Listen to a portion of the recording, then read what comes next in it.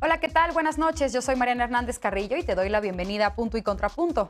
Esta tarde, desde el Zócalo de la Ciudad de México, el presidente Andrés Manuel López Obrador ofreció un informe con motivo del tercer año de su gobierno. Durante el 12º mensaje que hace desde que asumió la presidencia de México en 2018, el mandatario federal destacó la política de austeridad de su gobierno, los programas de bienestar, el combate a la corrupción y la estrategia para hacer frente a la pandemia de COVID-19. ¿Cómo van los 100 compromisos que el presidente hizo en 2018 cuando tomó posesión? Veremos cuál es el balance de la mesa de miércoles a 3 años de la administración del presidente López Obrador. Y el partido oficialista en Honduras reconoció ayer el triunfo de Xiomara Castro en las elecciones presidenciales de la nación centroamericana. Castro dijo que formará un gobierno de reconciliación, paz y justicia y que con su triunfo inicia una era de prosperidad para las y los hondureños. ¿Es así? ¿Cómo ven las y los panelistas de hoy el regreso de la izquierda en este país? Estos son los temas que discutiremos esta noche. No te vayas, que ya empieza Punto y Contrapunto.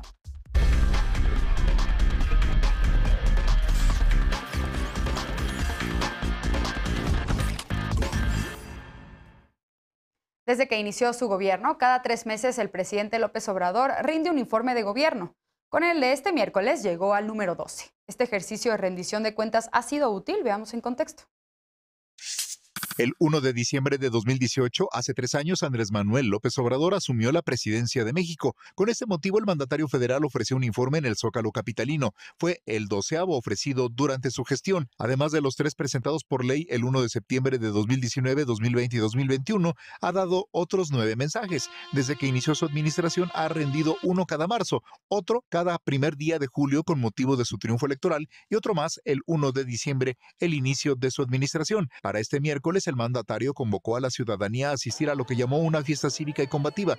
Dijo que durante su gobierno ha luchado y enfrentado adversidades para lograr la transformación del país y acabar con la corrupción. Añadió que su propósito es que México sea un país más justo, más libre, más soberano, más democrático, más igualitario. El pasado 1 de septiembre destacó que el 70% de los hogares de México está inscrito en al menos un programa de bienestar o se beneficia del presupuesto nacional. El presidente llega a la mitad de su mandato con una aprobación que va del 58 al 68%, según diversas casas encuestadoras. Consulta Mitofsky le da 65%, 7 puntos arriba que en 2020 cuando fue de 58%. En 2010 fue del 59%. Según la encuestadora Buendía y Márquez, lo mejor que ha hecho el presidente según las personas encuestadas es la beca para las personas adultas mayores y lo peor, el desabasto de medicamentos, la carencia de vacunas, la economía y la inseguridad pública. Punto y contrapunto. Primer tema, y para debatir esta noche nos acompaña, como cada lunes y miércoles, Lisa Sánchez, directora general de México Unido contra la Delincuencia. Buenas noches, querida Lisa, ¿cómo estás? Muy contenta, ¿cómo están? Muy buenas noches de miércoles con acá unos visitantes interesantes. Querido Alex, bienvenido como siempre. Así es. También nos acompaña Alejandro Encinas, politólogo y simpatizante de la 4T. No es martes y jueves, pero está con nosotros hoy. Muy contento también de infiltrarme en sus mesas del miércoles. ¿Qué tal? Buenas noches a todas y todos. Y como cada lunes y miércoles, Alfredo Lecona, activista y analista. Buenas noches, Alfredo, ¿cómo estás? Buenas noches, Mariana. Y buenas noches a todas y todos. Bienvenido. Y Aide Reyes, diputada local por Morena y miembro del Consejo Mexicano de Asuntos Internacionales, Comexi. Buenas noches, Aide. Qué gusto que nos acompañes. Muchas gracias, muy buenas noches. Gracias por la invitación. Saludos a todos. Bien, pues bienvenidas, bienvenidos. Empiezo contigo, Aide. Vamos a dedicar 2 bloques para profundizar en el el informe que da el presidente por el tercer año de su gobierno. No es el tercer informe, es el 12º mensaje que da de manera oficial. ¿Cómo llega el presidente a la mitad de su sexenio, Aide? Un primer punto. Bueno, creo que vale mucho la pena, que, independientemente de mi opinión, obviamente como militante de Morena, yo siempre te voy a hablar lo más positivo posible porque es lo que pienso y lo que siento. Pero creo que también vale mucho la pena revisar todos estos estudios de opinión que han estado publicándose en relación a estos 3 años de gobierno ya. Entonces, la aprobación del presidente está bastante alta, creo que sí, lo comentaba hace rato en el intro, de 65%, en un estado como en el que yo vivo, que es Oaxaca, la aprobación está en 79%, como algunos otros estados del sureste que están en 80%. Y esto, bueno, ¿por qué es? Creo que hay, haciendo un corte de caja y haciendo cuentas muy objetivas, hay cosas que creo que son bastante positivas. La parte de, ya se repitió varias veces, de poder tener garantizados los programas sociales en la Constitución y que esto se perciba en el bolsillo de la ciudadanía, sobre todo la menos favorecida, pues es algo bastante significativo. El hecho también de que quienes respaldan estas cifras estadísticas estas cifras, perdón, las encuestas, cuando preguntan si respalda al presidente López Obrador, la encuesta que se publicó, por ejemplo, apenas de Mitofsky, bueno, si nosotros observamos, la mayoría de las personas, es decir, entre los que más aprueban, los que tienen ese 70% de aprobación, son los campesinos, son los estudiantes, son los jóvenes que están entre los 20 y 30 años de edad, son las personas que están en comercio informal, ¿no? La gente que a lo mejor antes no había tenido o no se había sentido identificada con un gobierno, y eso es muy importante. También vale mucho la pena que se haga un reconocimiento. Creo que el presidente alcancé a oír parte de su discurso, lo voy a revisar más tarde, más a fondo, pero reconocía que hacía falta todavía para pacificar el país, que nos hacía falta caminar hacia allá, pero que sin embargo se está trabajando lo que él considera y que la Cuarta Transformación considera como las raíces, ¿no? Las causas que hacen que la inseguridad permee en el país. Se están abatiendo las causas y que sabe que era un largo trecho, pero me pareció positivo que reconociera de manera implícita en el discurso que hace falta para la pacificación del país, porque creo que es algo en lo que todos vamos a lo mejor a coincidir en esta mesa, que si hay dos pendientes, pues puede ser, sí, que la recuperación económica se sienta en todos los niveles y que también la inseguridad sea algo que baje. Creo que el tema de lo que corresponde a la acción social, es decir, a la cercanía al pueblo, a estar informando, a querer combatir la corrupción, a poder tener una meta de vacunación, creo que es algo muy importante porque se atravesó la pandemia en el sexenio y fue un reto, no solamente para el gobierno, sino nosotros también como ciudadanos, como ciudadanas, como pueblo, para poderlo superar. Sin embargo, había una expectativa muy baja en lo que iba a ser este gobierno respecto a la vacunación y creo que una de las cosas que se han visto de manera muy positiva es precisamente esa, que somos el 9º país en vacunación. A ver, Aide, qué bueno que iniciaste así tu participación, porque justamente para el siguiente bloque yo quería hacer un ejercicio con ustedes que hizo alguna vez Genaro Lozano y me parece muy relevante retomarlo, y es precisamente para quienes simpatizan con la administración de la 4T, pues que hagamos un ejercicio de reflexión para señalar aquellos errores o claroscuros en la administración y para quienes no, pues los aciertos. Pero vamos a escuchar a Alfredo. ¿Cómo viste el informe que dio hoy el presidente López Obrador? El primero que da después de que inició la pandemia de forma multitudinaria. ¿Qué decir sobre lo que informó y cuál es tu balance? Bueno, sin dejar de criticar la parte de lo multitudinario, o sea, yo creo que más allá de si están todas y todos vacunados o la mayoría, ya hemos aprendido en casi un año que lleva la vacunación que la vacuna no prevé el contagio, sino evita la versión grave. Entonces, bueno, primero condenar esa parte, ¿no? Y pues nada, la verdad es que es la versión de la mañanera ahora multitudinaria para algo que ya le urgía al presidente, y le urgía tanto porque de eso gobierna. E indudablemente llega muy bien. Indudablemente el presidente López Obrador, así sean los 58 puntos, 59 puntos que le da Reforma o los 71 puntos que le da Parametría, son números bastante grandes y que nos dicen que ese relato que se ha construido desde la oposición de un presidente debilitado, extraviado, etcétera, pues no funciona. Si nos vamos a profundidad en cada una de las encuestas, todavía encontramos cosas más interesantes. Más del 45% de la población encuestada por nuestra encuesta de Reforma está a favor de la revocación de mandato, que es más de esto, es más del discurso, es más de lo que necesita el presidente para alentar a sus seguidores y para mantener viva esa simpatía y ese apoyo que es realmente con lo que gobierna. Y también, si nos vamos más a fondo en lo que dicen las encuestas, como ya no hay sorpresas, nos ha pasado prácticamente cada que hacemos el análisis de las encuestas, una cosa es la popularidad de Andrés Manuel López Obrador, una cosa es la simpatía del presidente, y otra muy distinta, la aprobación de aspectos particulares de su gobierno. Prácticamente está reprobado en todo.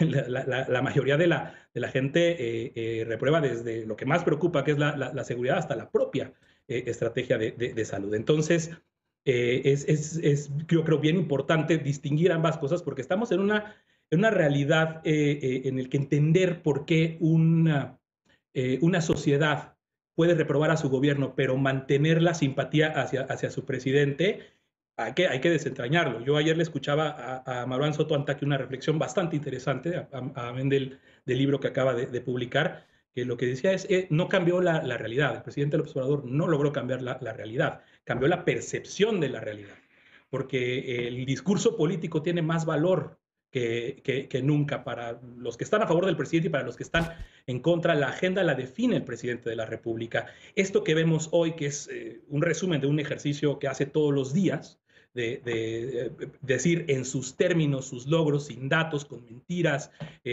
palpables, muchas de ellas. Esa es la dinámica a la que nos ha acostumbrado el presidente en lo que yo he llamado aquí mismo una mentirocracia. La mentira y el escándalo que escoge el presidente López Obrador, el distractor, la difamación que escoge un día, puede causar mucho escándalo y al otro día ya no es lo mismo porque ya nos metió otro tema distinto. ¿Y qué manera de mostrar esto o de la claridad con lo que se puede ver esto en una semana como esta?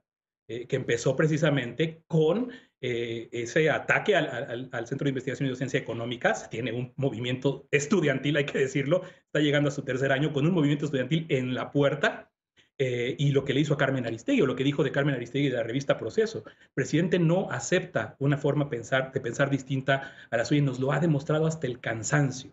Entonces, para mí es una mañanera en la tarde, adaptada para un discurso, y la verdad lo que hay que analizar, y yo insisto, lo pondría el acento en ello, es ¿por qué?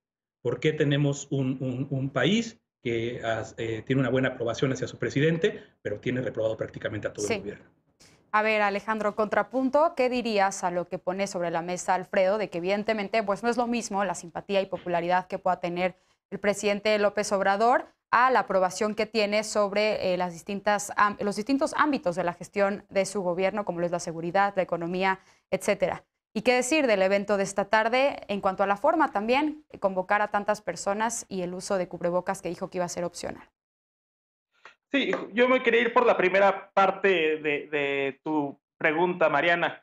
A ver, la verdad es que es bien interesante cómo cada vez se amplifica más la brecha entre la opinión pública y la opinión publicada.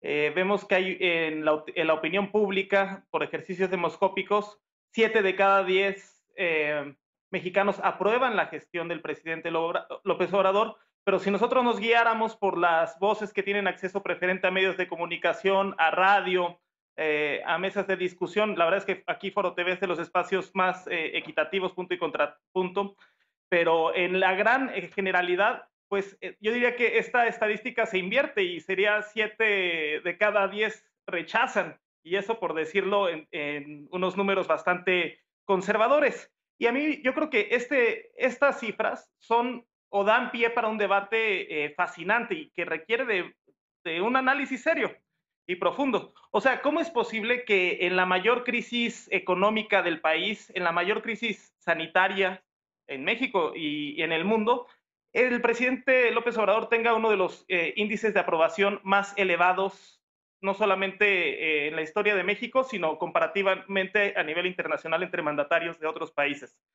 Y yo creo que el análisis político ha resultado cuando menos ser insuficiente, porque efectivamente se le atribuye a que es un presidente carismático, a que es un presidente popular, a que cae bien.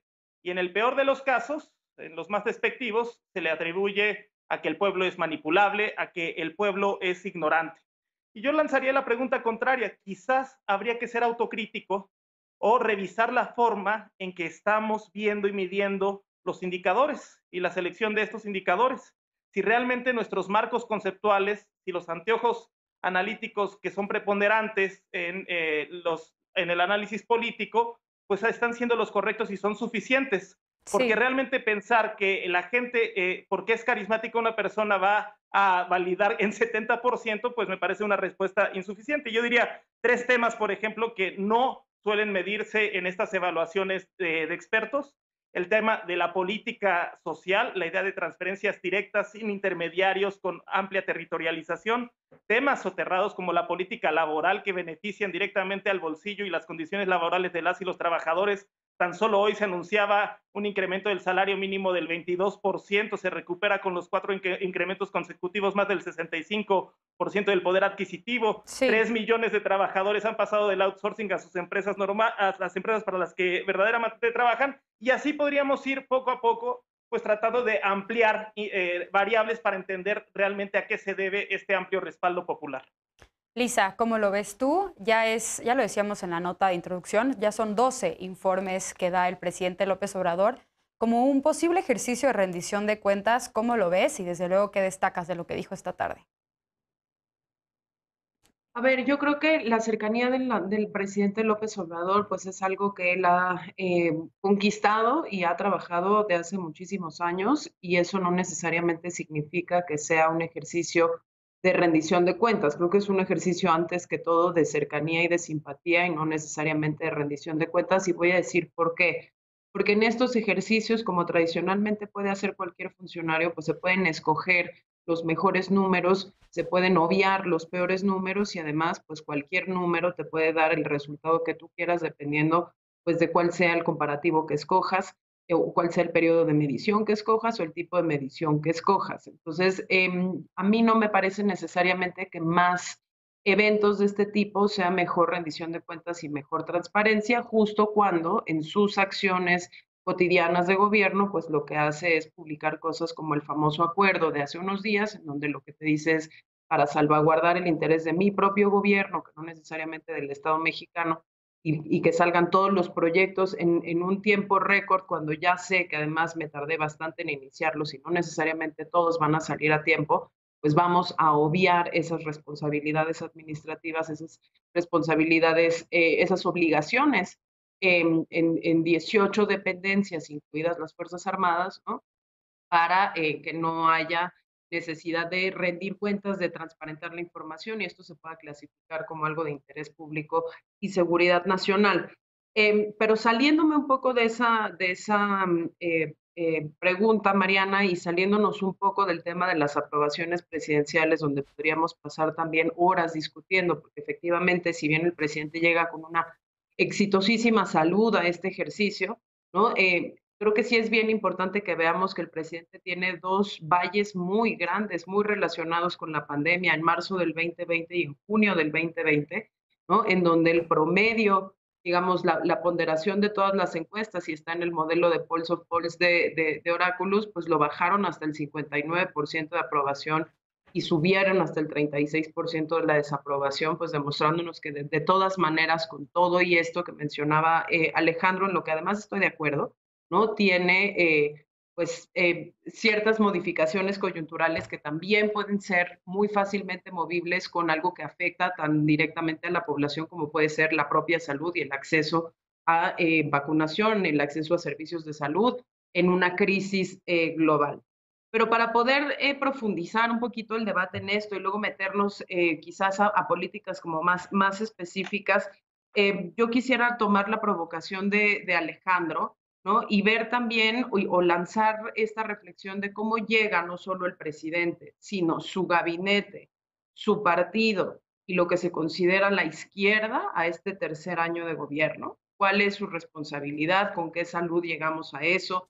¿Quién llegó a este tercer año y quién no llegó a este tercer año de gobierno? Y cómo se están dando también los acomodos adentro del partido mayoritario y sus alianzas con los partidos que les han permitido hacer gobierno o que en este momento no les están permitiendo, por ejemplo, pasar reformas tan importantes para esta administración como la eléctrica. Y también cómo llega la oposición política, aquellos que sí tienen la obligación de ser la voz contraria del presidente o que tienen la obligación de ser la representación de aquellos que no entraron dentro de esos 30 millones de votos originales o que no entran dentro de estos 7 de cada 10 mexicanos. Y ahí creo que el balance es menos alegre, porque un buen presidente y una buena popularidad no necesariamente significa un gobierno que ha podido ponerle palomita a todos sus objetivos, ni necesariamente significa un buen gobierno en términos democráticos, ni necesariamente significa un buen diálogo político con todos los actores. Entonces, sabiendo que vamos a tener otro bloque de eso, pues igual podemos dejarlo en este momento por ahí, pero creo que sí sería interesante concentrarnos también en otros actores políticos y no solo en el presidente. Claro, y desde luego vamos a profundizar sobre este tema. Todavía tenemos algunos minutos en este bloque y quizá valdría la pena comenzar ya a abordar el contenido del informe. Aide, si quieres, regreso contigo. El presidente, desde luego, destacó la política de austeridad de su gobierno durante su mensaje, también el combate a la corrupción, la estrategia para combatir la pandemia, los programas de bienestar. ¿Cuál es tu balance sobre lo que informó hoy el presidente? Un primer punto y seguramente escucharé a otro de tus compañeros, pero regresando, seguimos con esta discusión. Claro que sí, gracias, Mariana.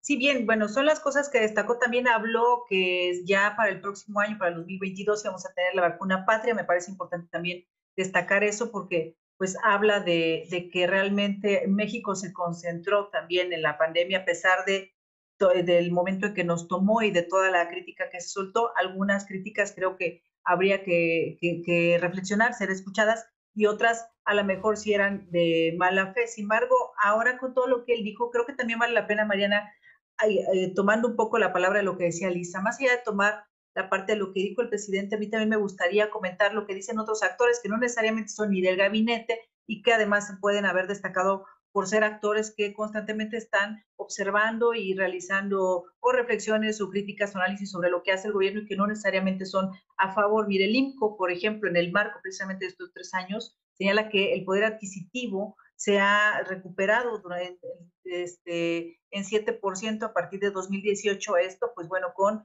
los incrementos paulatinos del salario mínimo, y eso me parece algo a destacar.